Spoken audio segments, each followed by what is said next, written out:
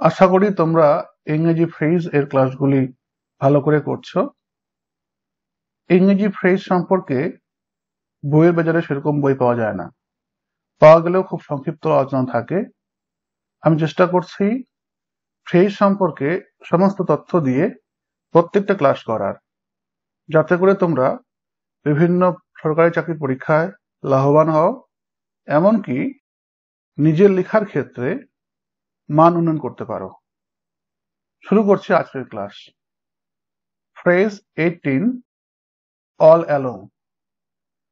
All along এর বাংলা অর্থ হলো শুরু থেকে, সর্বক্ষণ, সর্বদা, সর্বত্র, সর্বথা।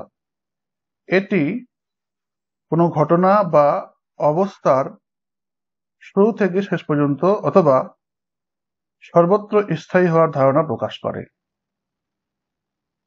ব্যাকরণগত ব্যবহারের নিয়ম: অল অ্যালং ক্রিয়ার বর্তমানকাল, অতীতকাল, ভবিষ্যৎকাল ইত্যাদি ক্ষেত্রে ব্যবহার করা হয়। অল অ্যালং বাক্যে অ্যাডভার্ব ফ্রেজ, প্রিপোজিশনাল ফ্রেজ হিসাবে ব্যবহার হয়। অল অ্যালং বাক্যে বিভিন্নভাবে ব্যবহার করা হয়, যেমন ক্রিয়া বিশেষণ বা অ্যাডভার্ব বা অ্যাডভার্বিয়াল ফ্রেজ হিসাবে। বাক্য গঠন: subject plus verb plus all along plus others, অথবা all along plus subject plus verb plus others. এই দুটি বাক্য গঠন নিয়ে আমি কিছু উদাহরণ দিয়েছি, এবার উদাহরণগুলো দেখো। I knew all along that he was lying to me. আমি শুরু থেকে জানতাম যে সে আমার সাথে মিথ্যা বলছে। All along she had been planning to leave. সারাক্ষণ ধরে সে চলে যাওয়ার পরিকল্পনা করছিল। The suspect claimed he was innocent, but the police believed he was guilty all along. সন্দেহভাজন নিরপরাধ বলে দাবি করছিল, কিন্তু পুলিশ মনে করত সে শুরু থেকেই অপরাধী। অল অ্যালং প্রিপোজিশন বা প্রিপোজিশনাল ফ্রেজ হিসাবে ব্যবহার হতে পারে। এক্ষেত্রে বাক্য গঠনটি হবে এরকম: subject plus verb plus prepositional phrase all along. যেমন, she stood by him all along even when everyone else doubted him. সবাই যখন তাকে সন্দেহ করছিল, তখনও সে তার পাশে দাঁড়িয়েছিল।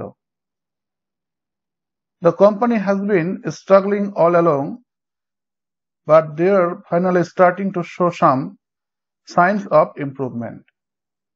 কোম্পানিটি দীর্ঘদিন ধরে লড়াই করে চলেছে, কিন্তু অবশেষে তারা উন্নতির কিছু লক্ষণ দেখছে।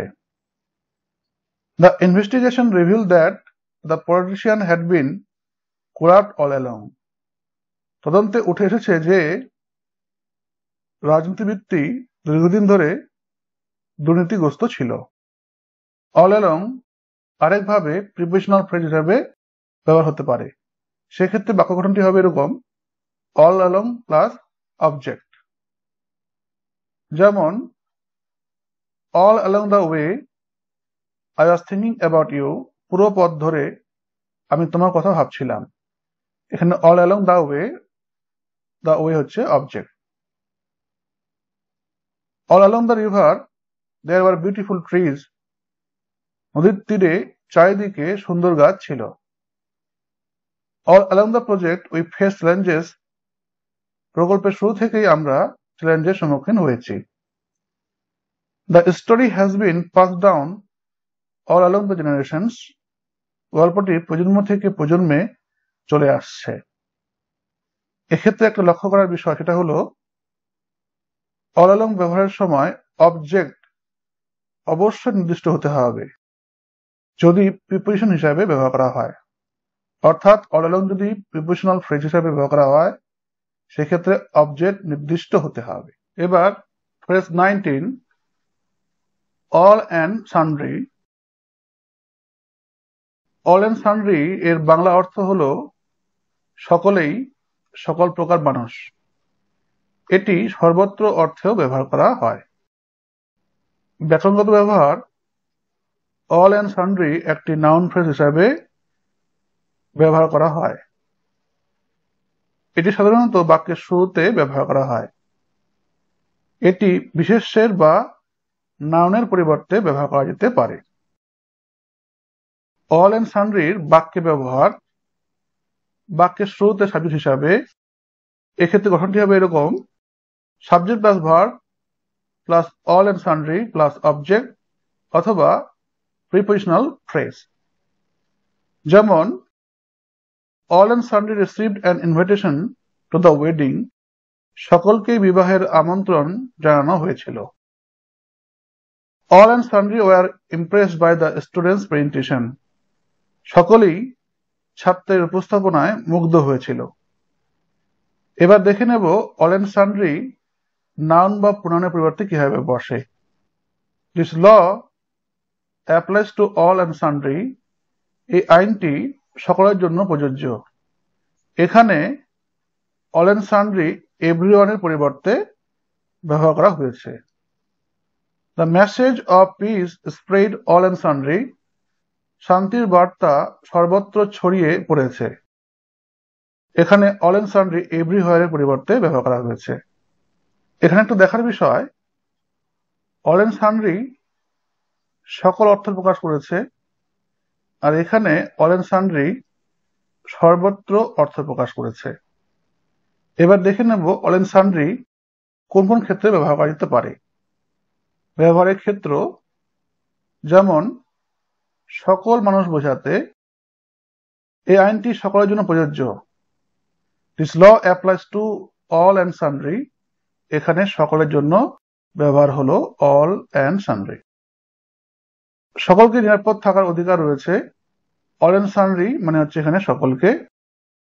all and sundry have the right to safety. বিভিন্ন ধরনের মানুষকে বোঝাতেও all and sundry ব্যবহার করা হয়। যেমন, এই অনুষ্ঠানে সকল শ্রেণীর মানুষ অংশগ্রহণ করেছিল। all and sundry participated in the event. দোকানটিতে সকল ধরনের জিনিসপত্র পাওয়া যায়। all and sundry can be found in the shop. এখানে সকল ধরনের জিনিসপত্র বলতে all and sundry কে বোঝানো হয়েছে। সর্বত্র বোঝাতে এই খবরটি সর্বত্র ছড়িয়ে পড়েছে। The news has spread all and sundry. এখানে all and sundry বাংলায় সর্বত্র। এই বিজ্ঞাপনটি সর্বত্র দেখা যায়। This advertisement can be seen all and sundry. এখানেও কিন্তু all and sundry কে সর্বত্র হিসাবে ব্যবহার করা হয়েছে।